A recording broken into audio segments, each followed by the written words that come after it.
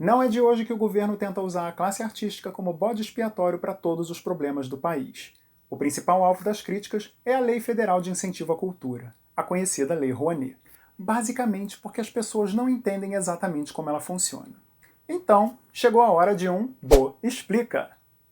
Fica comigo até o final para ver como essa lei coloca dinheiro nos cofres da Receita Federal e vamos calar a boca desse povo que gosta de criticar sem saber do que está falando.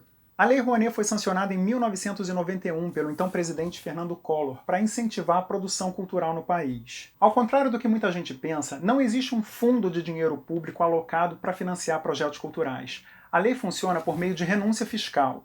Vamos entender o que é isso. Renúncia fiscal é quando uma empresa ou pessoa física destina parte do seu imposto de renda para financiar um projeto cultural em vez de pagar diretamente à Receita Federal. E aí começam as reclamações. Ah, é dinheiro público que poderia ser investido na saúde e na educação, mas está indo para bolso de artista. Calma. Existe um limite do quanto do imposto pode ser destinado para financiar um projeto cultural.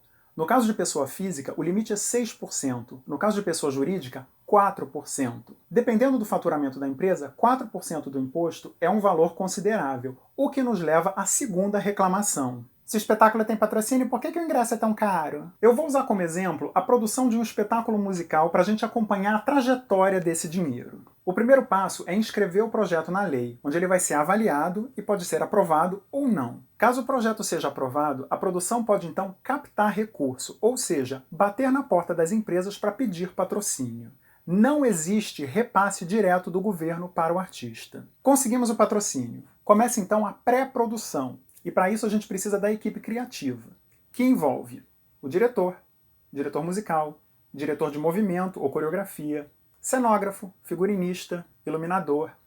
Essas são as pessoas que vão pegar aquele texto e imaginar como ele vai ficar no palco. Quando o espetáculo está todo esquematizado, começa a produção propriamente dita, que envolve a construção dos cenários, confecção de figurinos, seleção de elenco e os ensaios. A gente tem agora uma equipe enorme trabalhando todos os dias para botar esse espetáculo de pé. São diretores, assistentes, atores, músicos, cenotécnicos, costureiras, assessoria de imprensa. Esse processo dura uns 3 ou 4 meses e durante esse tempo a produção tem que pagar o salário dessa equipe inteira, custo de todos os materiais, alimentação. É aí que entra o dinheiro do patrocínio. Quer dizer, já existe um custo enorme antes de começarem a cobrar ingresso. Finalmente chega o dia da estreia e a partir daí a produção começa a receber o dinheiro da bilheteria. Porém, se engana quem acha que isso é lucro líquido. Longe disso. Entram agora os custos de manutenção da temporada. Um bom percentual da bilheteria já fica no teatro, que tem que pagar todos os seus funcionários. São bilheteiros, vendedores, segurança, equipe de limpeza, camareiros, contra-regras. A produção também continua pagando o salário dos atores, músicos, diretores, operador de som, operador de luz, operador de microfone. A Lei Rouanet ainda determina que pelo menos 20% dos ingressos sejam disponibilizados gratuitamente para pessoas de baixa renda e um outro lote seja vendido a preços populares. A produção tem lucro?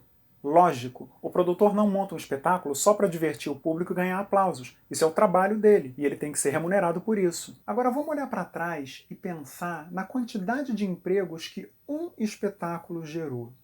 A gente está falando de centenas de pessoas envolvidas em uma produção. Todas essas pessoas que recebem salário pagam imposto de renda. Todo o material que foi comprado para a produção é tributado. Então vamos voltar àquela primeira reclamação, lembra? Do dinheiro que deveria ir para a saúde, mas está indo para a cultura? Pois é. A cada real investido na cultura via Lei Rouanet, a Receita Federal recebe de volta R$ 1,60. Ou seja, cultura é um investimento altamente lucrativo. Desde a sua criação, a Lei Rouanet já injetou quase 50 bilhões de reais na economia do Brasil.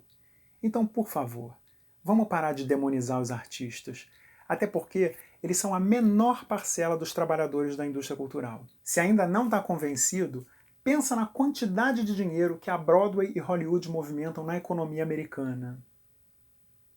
Pois é, cultura não é só entretenimento, é trabalho sério. Agora, se a gente quiser falar de fundos de dinheiro público indevidamente utilizados, talvez a gente pudesse falar do fundo eleitoral, do fundo partidário, porque nesses bilhões a população não dá pitaco. É justo a gente ter que bancar a campanha eleitoral? Porque se chama horário eleitoral gratuito. Mas gratuito para quem? Certamente não para o contribuinte. Eu acho que os partidos deveriam funcionar como clubes. Cada afiliado paga uma mensalidade E esse dinheiro é usado para bancar os custos do partido e das campanhas dos seus respectivos candidatos.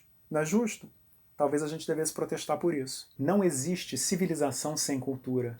Vamos pensar nisso antes que mais museus peguem fogo. É muito triste a gente viver num país que precisa de uma lei para incentivar a produção cultural. Por hoje é só, não esquece de curtir, compartilhar, se inscrever no canal e ativar o sininho para receber notificações. Semana que vem tem mais.